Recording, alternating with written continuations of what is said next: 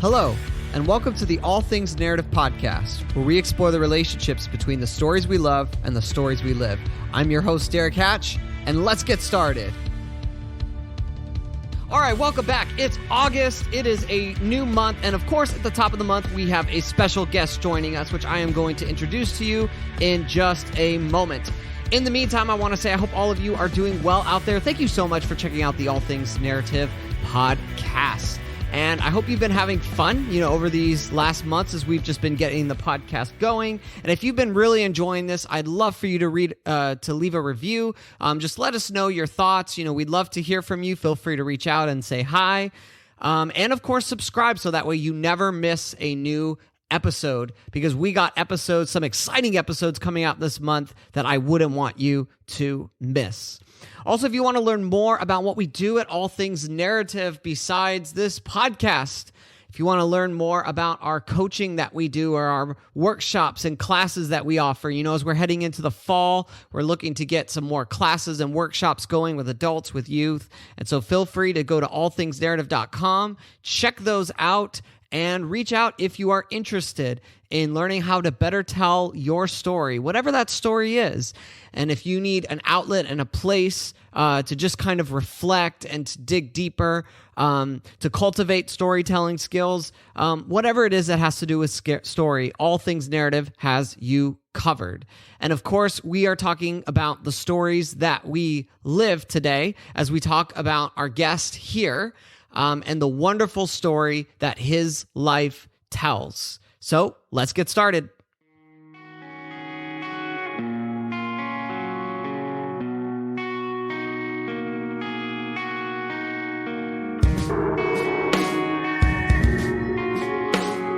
All right, my guest today on the All Things Narrative podcast is Mr. Jeff Ritter. He is the founder of Jeffro's Heroes for Humanity, whose goal is to inspire through kindness. And I'm not going to tell you this whole bio because we're actually just going to listen to his story and get to know more of his heart behind what he does. All right, may you all please join me in welcoming Mr. Jeff Ritter to the podcast. Welcome. Hey, everybody. How we doing today? Oh, man. I'm doing good. How are you? Doing pretty good. Awesome. So I've gotten to know Jeff over the last few months just because it's no secret on this podcast that I am a huge Spider-Man fan. And I've enjoyed getting to dress up as Spider-Man over the years. And I've always wanted to find ways to give back, with that, because there is something, and I'm sure we'll talk about this, Jeff, there's something so powerful about putting a costume on and being with people, even people you've never met, Absolutely. And seeing how they respond to that. Yeah, I met Jeff because I was looking for an opportunity for that, and I found out that, oh my gosh, there's an organization right here in West Palm Beach that does this. And so I got connected with Jeff, and he's been gracious enough to bring me along and to get to have some wonderful opportunities just to be able to inspire through kindness, through being a hero. So very grateful for you, Jeff, and for the work that you do, and I'm excited that others... Also, man, you're awesome Spider-Man, by the way. Oh, thanks. He's like perfect Spider-Man. Oh, well, thanks. Yeah, I'm excited because today, I really want viewers to get to know you and get to know your story. I guess a good place to start might be, when you look back on your life, when you look, maybe your childhood or your youth or your teenage years, where did your passion for inspiring through kindness, through the idea of a hero or a superhero, where did all that come from? So anytime I think about that question, like there's no certain thing, but I was always raised that way. Like my mom would always say the golden rule, Yeah. So that's the main thing. And just me as a kid, I know how important it is to have a person, to look up to. Yeah. And like not being dramatic, but my dad was a great provider, Mm-hmm. but he wasn't the best dad. Like he didn't like play catch with me or Sure. play cards with me, So I know how it feels to want. So I guess that comes out of me now as an adult of kids that need attention or need to be told you're good, you're special, you're awesome. Yeah. So I think it's in me because that's what I wanted. Sure.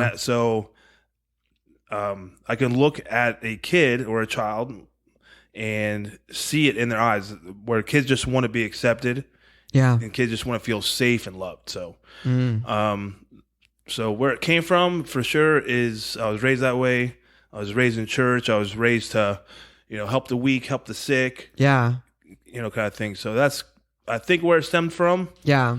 But if I had to, put a finger on it, I think it's just my life kind of, put me in that direction. Yeah. Okay. So when you look back on that time, was there, you talk about like the sick and the needy and those out there, was there a particular like experience that really maybe shifted your perspective in some way, or maybe was a turning point or a game changer in really knowing from maybe like being that exposure stage of like, oh, this is interesting, to, wow, I want to do this for my life? So I can look back when I was a kid. I think this is one of the first times that I kind of understood that there was people that had less than me. Yeah. So as a kid, we didn't have money. I wouldn't say we were poor. And if we were poor, I didn't know we were poor. Sure. Because I had mac and cheese and hot dogs and Lincoln Logs. As a kid, that's all I needed. Yeah. But our church was having a toy drive for Haiti. Okay. And as kids, we didn't have a bunch of toys, but, I had a bunch of Hot Wheels cars and stuff. So my mom was like, hey, guys, we're having a toy drive for Haiti. Is there any toys you guys want to give away? And as kids, we're like, no, these are our toys. But she explained to me that there's kids in other places that have never had a toy car. They've never had a Tonka truck. They've never had just a toy in general. So, I think I was probably like 5 years old, and I was so like blown away. I'm like, what? There's kids that don't have toys. So we literally almost gave like every toy we had. And my mom was like, guys, you don't have to give all your toys, just some of the toys, so I think that's the moment where I kind of understood the difference of having and wanting and giving, and how it feels to give. Yeah. Like there's no better feeling than giving, and it's so hard to explain, because like if it feels awesome, winning, let's say $1,000 at a casino, that feels really good, right? Yeah. So let's say you're at a gas station, right? Yeah. And the person in front of you needs gas. Okay. If you just if you give him $5 for gas, yeah, and you see the face that he gives you, that's priceless. Because he's like, this random person is helping me out for no reason. Yeah. So like that feeling that you get of giving, and it's the best feeling ever. So I think that's part of why I do it. Yeah. Yeah. So you've got these, that moment. There's several moments that you've talked about, being asked to maybe give some toys to others, and that realization that maybe others don't have as much, and to the experiences of realizing that there's kids out there that, they're longing for that connection, that love, that sense of security, belonging, connection, guidance, exactly, all those things. So, you're kid going to be a teenager, and you get out of high school. What's going through your head in terms of like, what am I going to do with my life? What's this all going to look like? So, I would say, as a kid or a teenager, my mom, like her quote would be like, Jeff, God has a plan for you. He has a plan, right? So my whole life, I was either a waiter or a bartender, Okay. So now I'm 30. Okay. And my mom's like, don't worry, God has a plan for you. I'm like, Mom, I'm 30, bro. Like, when's my plan coming? Now I'm 31, 32, 33. Yeah. And I think when I was like 32, I had a Superman costume and a Spider-Man costume. Okay. For Halloween, just, for fun. Yeah. And without, like huge detail, I was doing birthdays kind of for fun, Yeah. So one day I got a call from a local hospital, St. Mary's Hospital, and they were looking for a Superman. So I was super nervous. I've never went to a hospital as a superhero ever in my life. Yeah.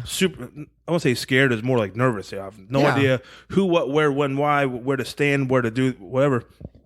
But the moment that I went there and I saw the faces of these kids and the way that it made me feel in my heart and my soul was when I realized, like, this is my plan. Wow. So, mid 30s, I think I was 32. Who knows? I'm old now. But that was the moment where I was like, this is my calling, or this is my plan. So after that, I kind of just ran with it, and now you have Jeffro's Heroes. Wow. Yep. So that one experience, going to St. Mary's and being able to do that, that was the moment when you realized, okay, I can do this. Absolutely. Right? Yep. So what did that journey look like in terms of, hey, I really like this, to I'm going to start something and here's what it's going to be, here's what it's going to look like, here's how it's going to function, all that? So I'm not really like a planner. I'm more of like, let's just, push the gas and go kind of guy. But what definitely made me realize that it's not really me, it's all the people around me. So the first visit that I went to, there was this little girl. She kept asking for Iron Man. It's like, where's Iron Man? I'm like, oh, he's fighting crime. And in the back of my head, like, I can't afford a $4,000 suit, $5,000 Iron Man suit. But all she kept saying is like, Iron Man, Iron Man, Iron Man. So I started a GoFundMe, and I was like, hey, this little girl, her birthday's in a month. She really wants Iron Man. And within, I think, 2 or 3 days, we raised, I think, $4,400. Dang. Went to Tampa. Got the Iron Man suit. Made it back for her birthday.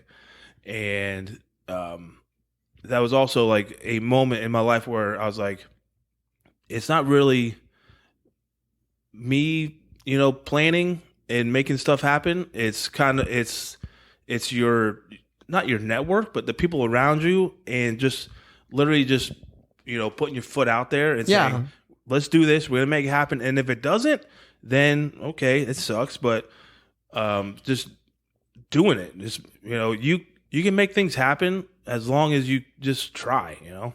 Yeah, because you recognize that there's no such thing as like a self-made person. Absolutely. Like, everybody is being held up 100%. by this supportive community. Like, no matter what we're setting out to do, it takes a village to make these things happen. 1,000,000%. So, absolutely. yeah. So that's wonderful.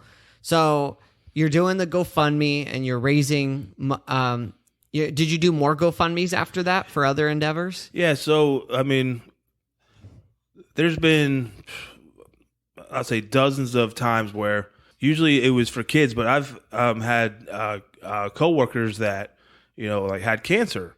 And they needed $8,000 for like a hospital bill or something like that. Yeah. So again, the network of people that I have, and when I say network, I'm not saying like, business people and, all these like fancy people. It's literally waiters and bartenders and bus drivers and stuff. But we would raise money for people. But what I think is great about what we do is a lot of people want to give. And this might sound weird, but if you think about it, like, they want to give, but they don't know how or where or who. Yeah. So like, let's say you have an extra $15.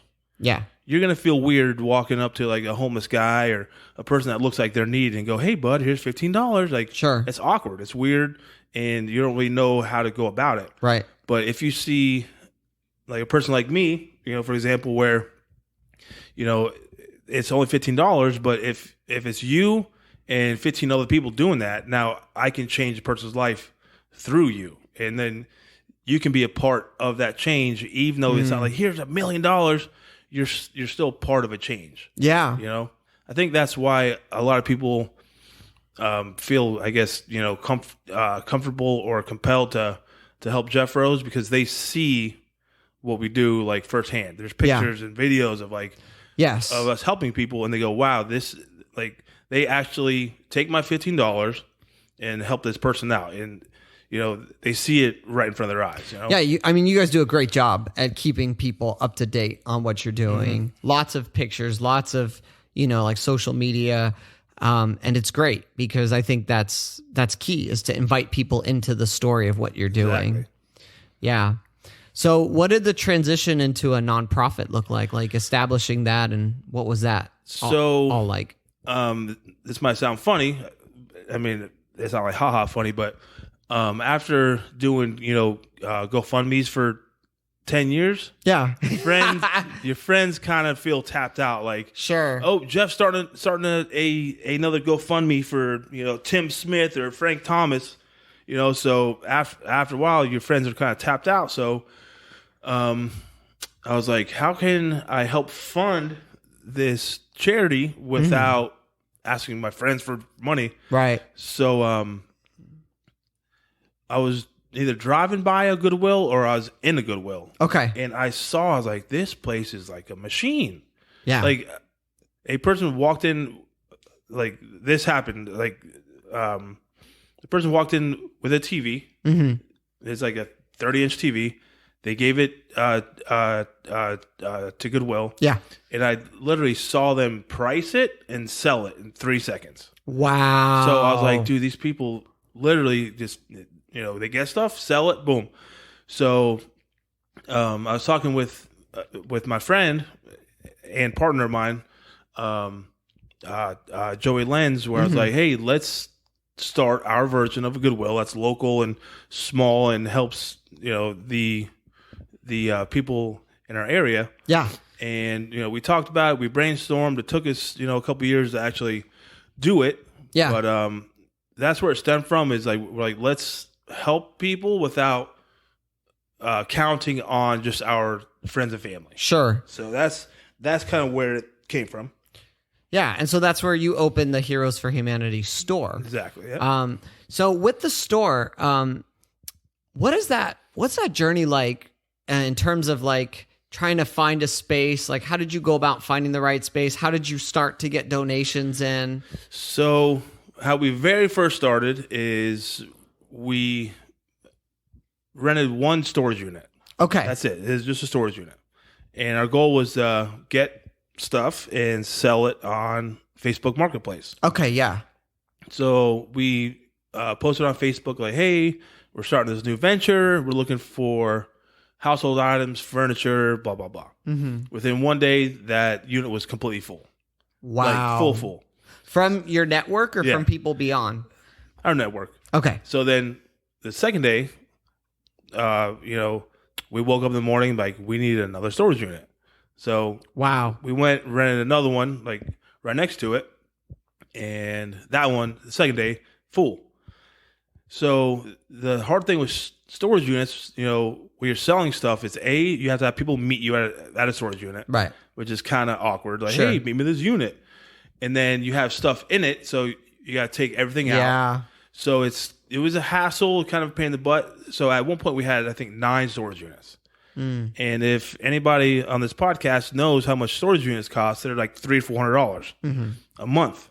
So we were spending, I don't know, I'm not that great at math, but I think at one point it's like $2,800 a month in storage units. Wow.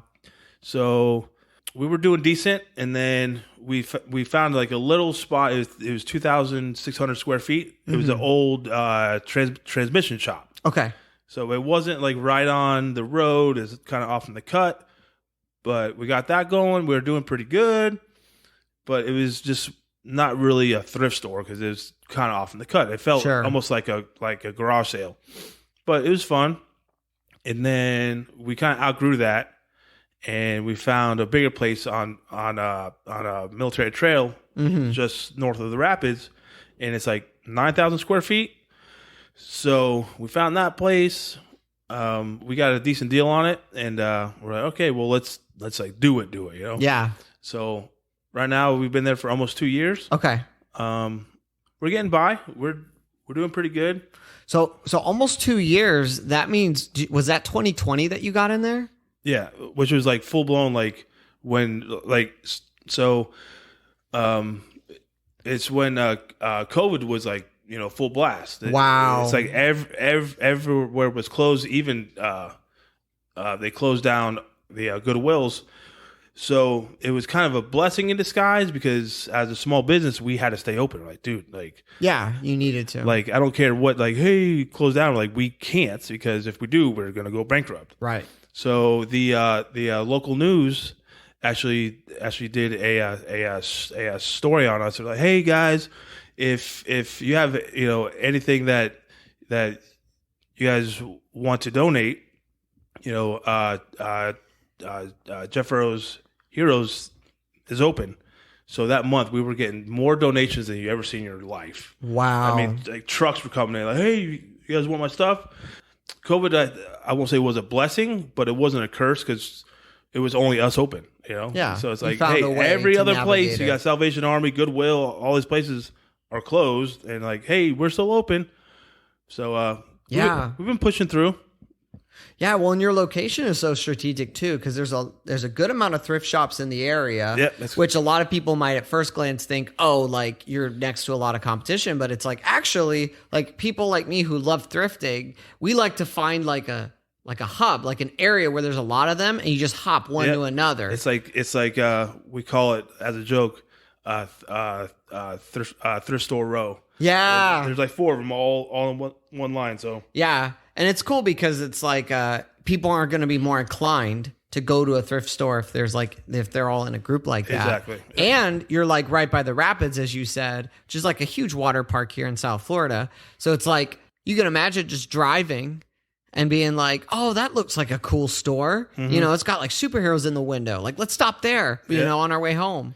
So yeah, that's a great spot. It's a really, really strategic key area. Mm-hmm. And I take it just over the last couple of years, business has been good. Yeah.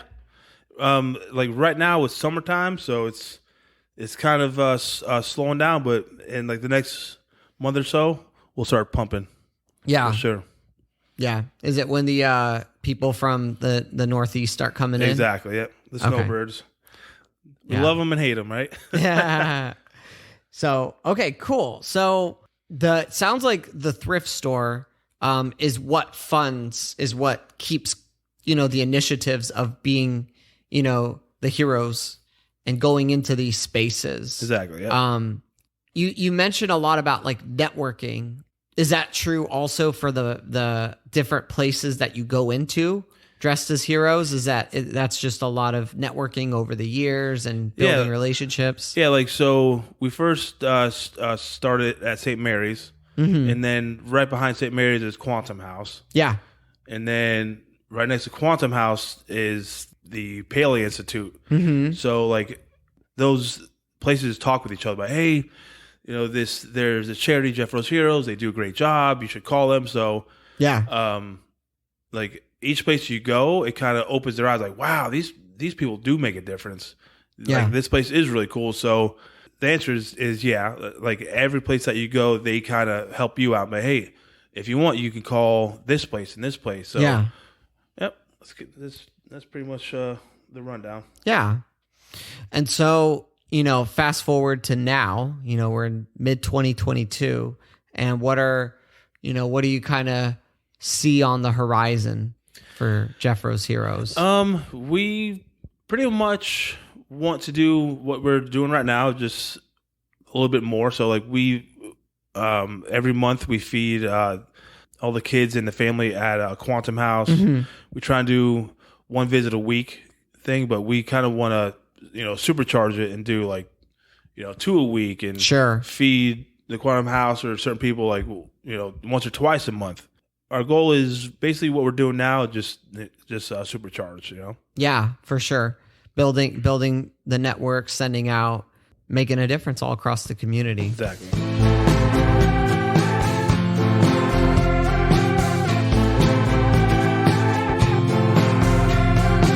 So one of the things on All Things Narrative that we're interested in, as we say in the intro every time, is that we love exploring the relationships between the stories we love and the stories we live, right?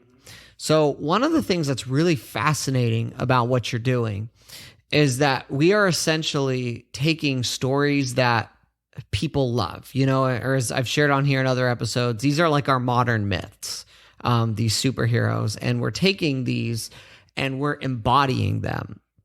And we're bringing, that narrative into a space where maybe the narrative is, I don't want to say like hopeless, but maybe where there might be despair or struggle or hardship or pain or different things that they're going through, right? Mm-hmm. Yep. What would you say is it about kind of the mythos of these, these Marvel, these DC superheroes that's so powerful in connecting with people? So that question, I've been asked that before, and it's like, to me, it's like, it's simple, but like very broad. So yeah, I don't care where you're from. You can be from Texas, mm-hmm. or you can be from Honduras. Mm-hmm. And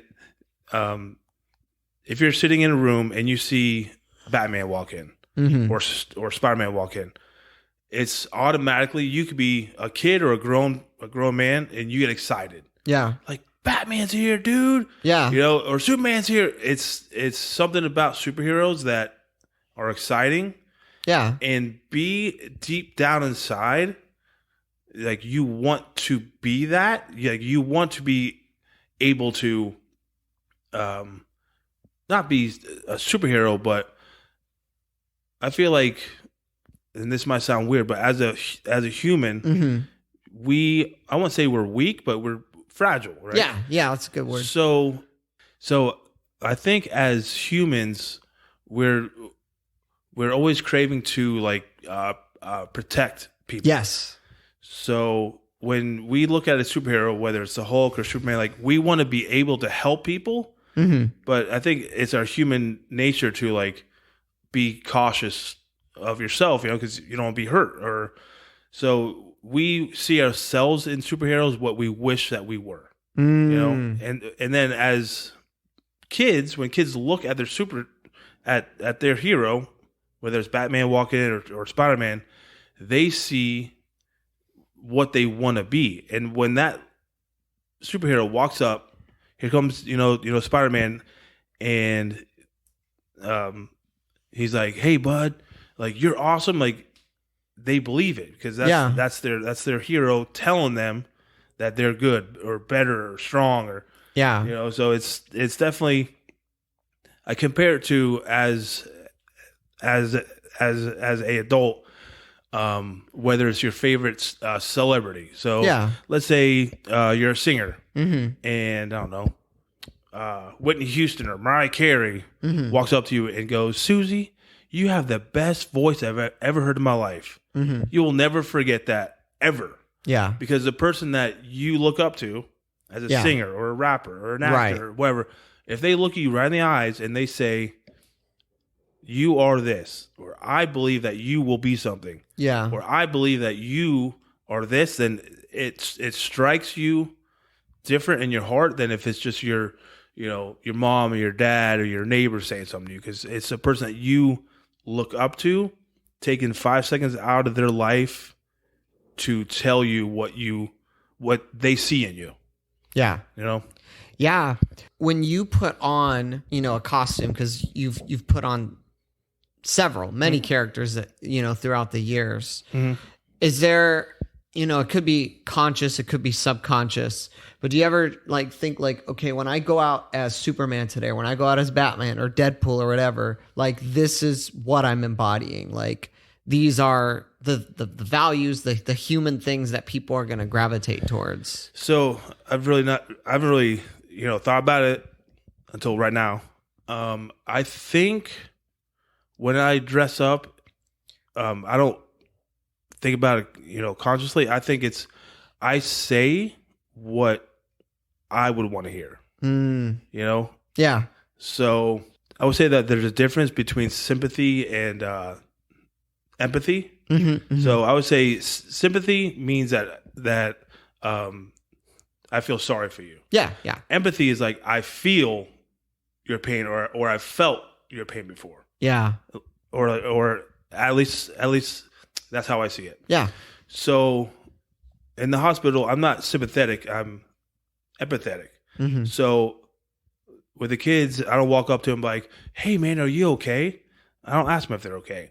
I tell them like, "Dude, you're going to make it. You're going to fight through. Like, hey, it's rough right now, but I have faith in you." Yeah. Yeah. You know? Yeah. So like me as a person, if I'm sick or tired or hurt, I want people to motivate me. Yeah. You Yeah. know, I don't, like it feels good, being coddled, or like I can't think of the word for it, but end of the day, like you want to feel like it's going to be better in the future. Like Yeah. right now you're sick, bud, but if you keep fighting, that now you will be better or stronger.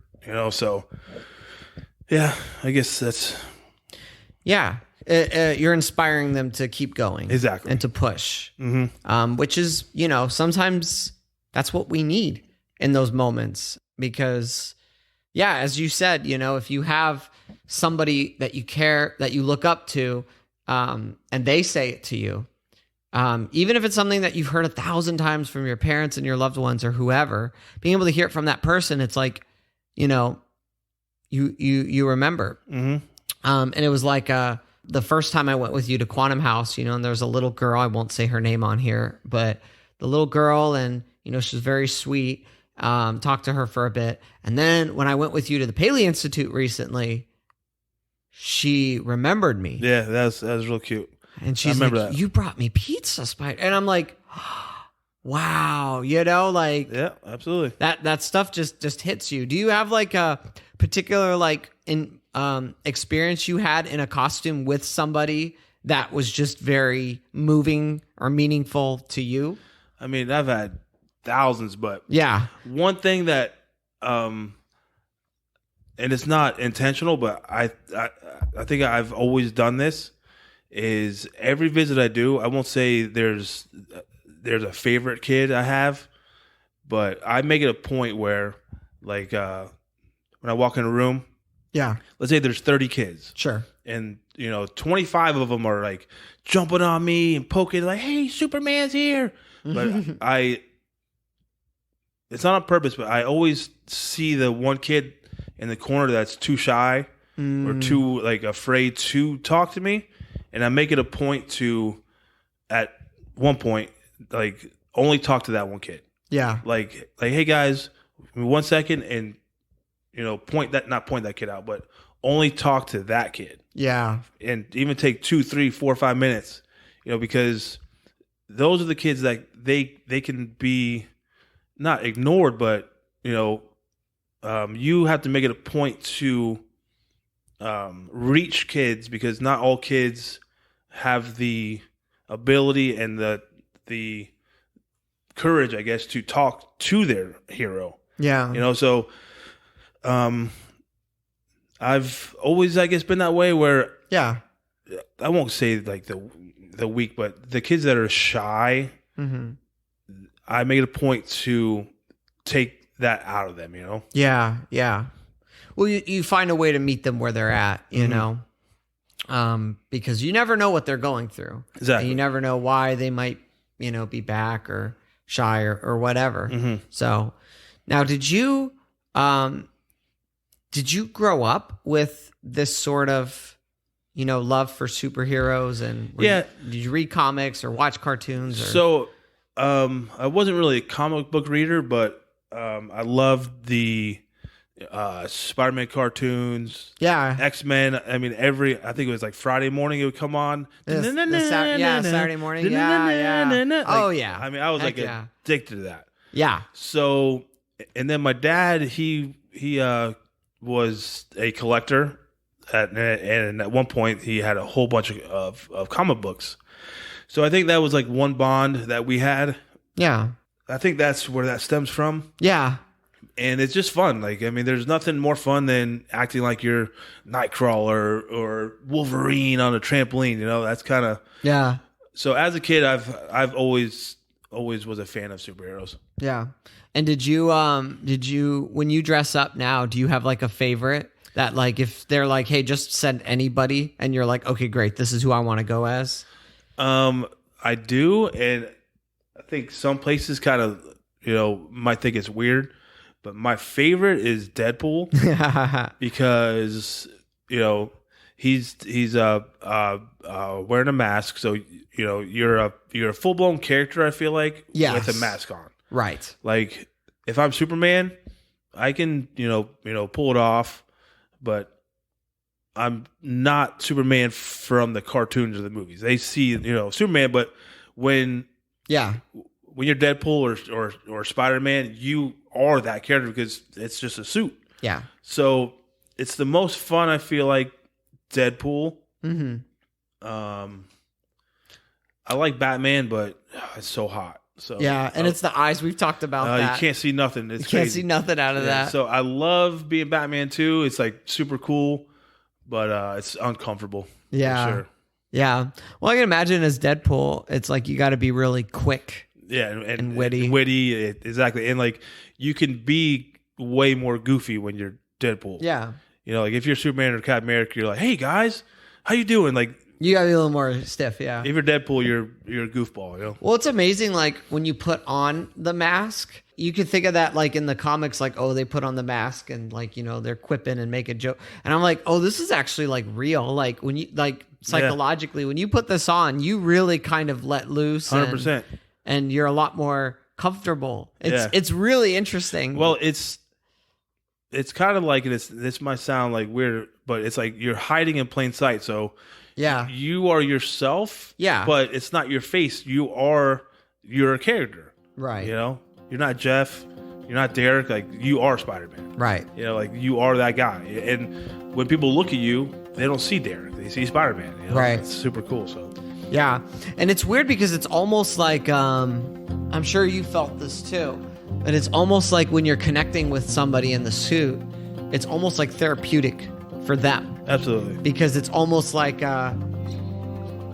they could tell you something that maybe they don't tell a lot of people, mm-hmm. or maybe something that they're holding in, Absolutely. And you're just kind of like, whoa. It's a good feeling, man. Yeah, yeah.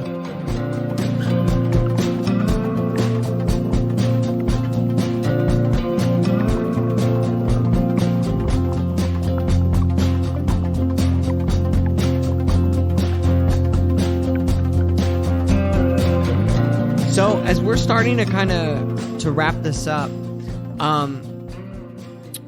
one of the things that we like to say at All Things Narrative, that are kind of what our vision is for every person, that we come across, is that we hope that whatever you're doing, you can live a meaningful story, mm-hmm. Because if stories aren't just things we tell, they're what we live. And being able to do something with your life that gives you meaning, that whatever that is, that helps you to be the best version of you that you can be in the world. You shared about your story, and you've shared the ways that you're living a meaningful story. So for our listeners out there, do you have any like words of encouragement or anything that you would want to tell them about, about their lives, about story? Obviously you don't know who they are, mm-hmm. but anything that you would kind of want to leave them with? So I've been asked this before. They're like, hey man, like I really wish I could do what you do, but I don't know how. Or I always say this is take what you're good at, mm-hmm. or take what you like. So let's say you're a plumber, right? Mm-hmm. That's not fun. It's not glamorous. You're not wearing a cape.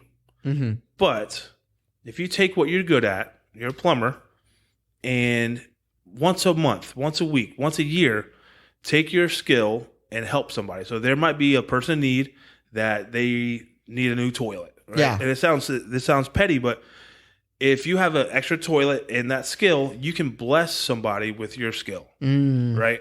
Yeah. Or if you are a mover, whatever it is, you can take what you are good at and help people in need. So again, it's not gonna be fun, like, yay, I'm wearing a costume, but take what you are good at or what you like, and figure a way out to help people with that. Yeah. And again, you don't have to be like crazy about it. Like I'm going to help, 5 people a week. Literally just, take it slow and figure out what you can do, because you don't want to over exert yourself and then feel like it's making your life somehow like more stressful. Yeah. So just literally take one moment, like, what do I have extra that I can help somebody? Do it, and it'll kind of just work its way out where you can comfortably and in a fun way help others out, no matter what it is. Yeah. So in a nutshell, I'm saying whatever you can offer somebody, whether it's a skill or a trade or whatever it is, then just you have to keep your eyes open too, because on Facebook, I've seen people that I don't know from Adam. I'm like, hey, I have a friend that really needs a dresser and a couch. Well, I have tons of dressers and couch at a thrift store. So I will make it a point to like message people, hey, I have a couch for you if you want one. So it's like, no matter what it is, if you have it and you're good at it, use that to help others. Yeah. Well, and that is a way that we can all participate in being heroes, right? Yep. As Aunt May says in Spider-Man 2, believe there's a hero in all of us. Absolutely. And there definitely is. Yeah. So that's probably a good place to end it. So, Jeff, it's been awesome to have you on here. Thanks, man. I'm really glad people are going to get to hear your story and are going to get to learn more about what you do. And if they do want to connect with you in any way, if they want to see what you're doing, maybe they're like me and they dress up. Maybe they're like, hey, I need an outlet for this. I want to give back. What's the best way that they can connect with you or learn more? On Facebook Messenger or on Facebook, it's Jeffro's Heroes. And then we also have a website. It's also jeffrosheroes.com. So that's the best way to reach us. And just message me on Facebook Facebook Messenger, and I will respond to you. Yeah. And I'll put a link to Jeff's website as well into the show notes, so that way you guys can check that out and learn more about what he is doing. So thank you so much, Jeff, for being on. And thank you, listeners, for joining us for this episode of All Things Narrative. Next week, we're going to talk about listening, how to be a better listener. So it's another, skill in what we do, right? Is you really want to be present for people and you want to listen. It's a big part is listening. Absolutely. Yeah. So that's kind of what we're going to talk about on our next episode. And if you enjoy talking about superheroes, check out some of our other episodes where we talk about the superhero mythos and why we are drawn to them, including why we love Batman, why we love Marvel, which is a 2-parter, and coming up in 2 weeks, on August 16th, we are going to do why we love Spider-Man, which I'm very excited about for obvious reasons. So I hope you'll join us for that as we continue to explore these relationships between all kinds of stories, the stories we love and how they inspire us in the stories that we live.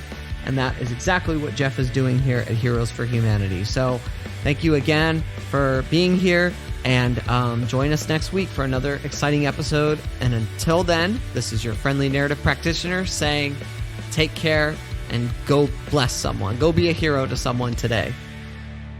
Take care.